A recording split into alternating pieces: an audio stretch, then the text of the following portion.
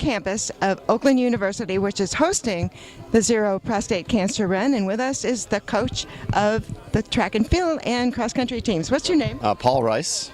Paul, tell us about how your team helped out this morning. Well, we've been involved from the first year, helping out on the course and managing the turns, making sure everybody stays on course, supporting them, cheering them on, and helping out at the finish line as well. So we're thrilled to be part of it. We love being involved in events like this in the community, especially when they're on our campus, and support them as much as we can. Well, it looks like the course was slightly different this year.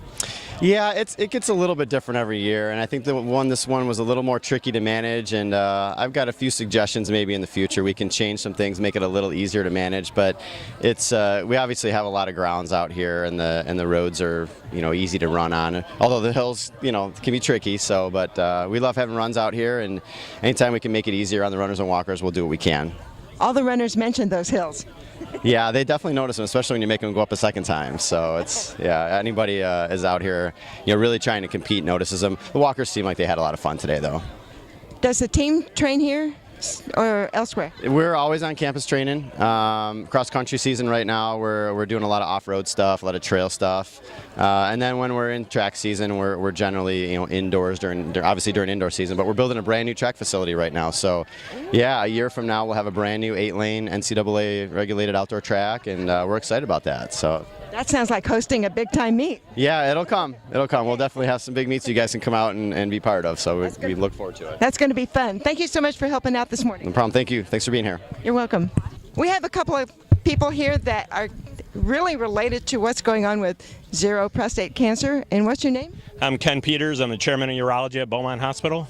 Aha, and your name is? I'm Anna Peters, his daughter. And Anna, tell us about your race this morning. Well, we were off to a slow start, but I think we finished strong at the end. It went really well. Was it fun? It was a lot of fun. Okay. And tell us about how money raised can really help.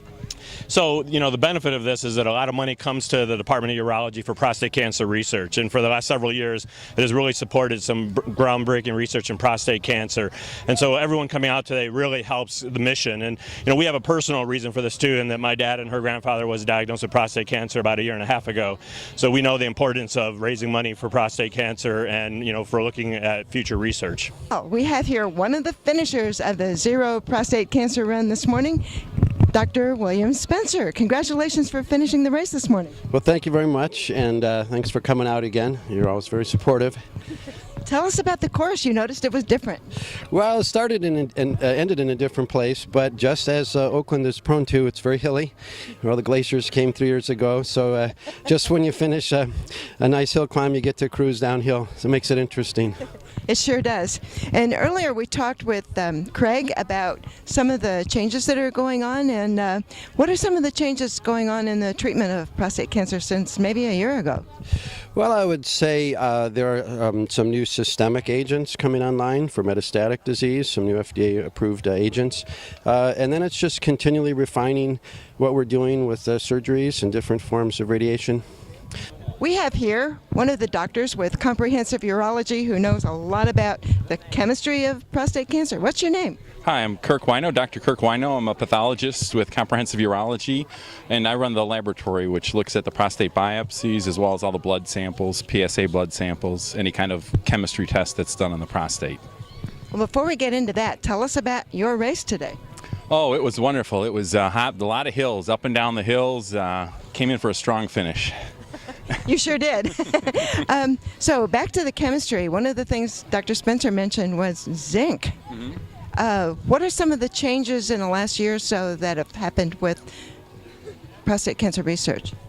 There's been an explosion of information with prostate cancer research, predominantly with the genetics of it, the DNA, the RNA, and molecules like zinc that play into how RNA and DNA molecules fold upon themselves and how that changes the biology of the disease. And so there's some definite data out there that zinc is important and to make sure your zinc level is normal for proper prostate cancer health.